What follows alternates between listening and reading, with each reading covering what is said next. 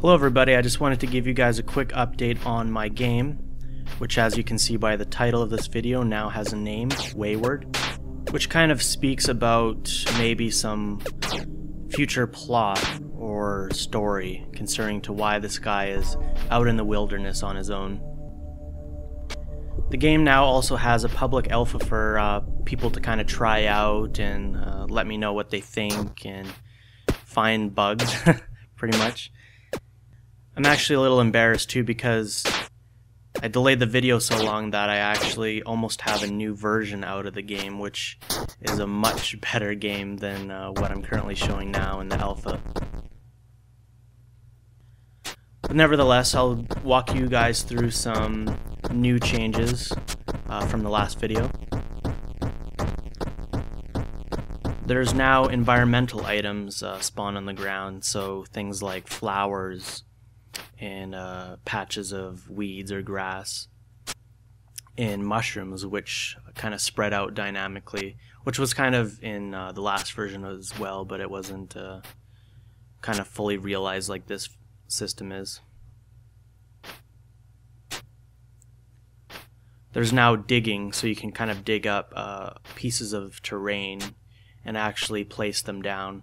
So this would be good for digging up some dirt and then placing it over water to kind of make a bridge or something like that.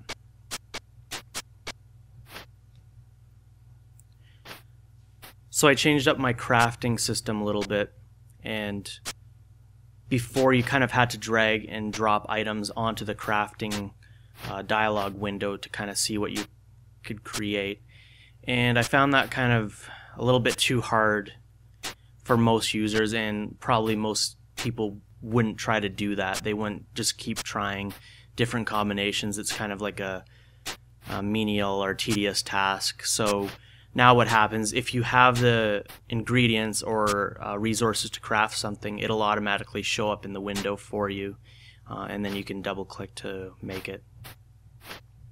There's now dynamic terrain generation, which means that the world is basically infinite, which does cause some problems in that, you know, there is a nice varied environment from time to time, but it also means that there's nothing really unique or special about any of the kind of terrain that generates. So I'm thinking about new ideas to kind of make things interesting or special or unique in the upcoming versions.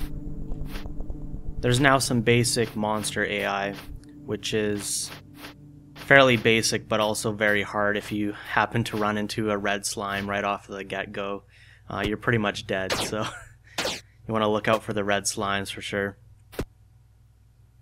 There's a couple of smaller changes, like the inclusion of talent, attack, and defense, and a little bit of equipment system, so you can kind of currently equip a weapon.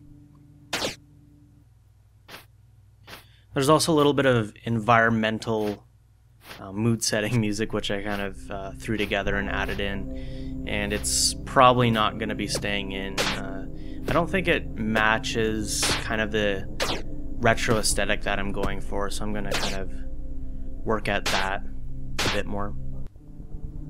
As you can see, I'm not really focusing much on the engine itself anymore. I kind of decided that I'm not actually that great at coding or programming, so I'm just going to focus on the game for now, and we'll see what happens later. But yeah, that's pretty much it. Have a go at the game and tell me what you think.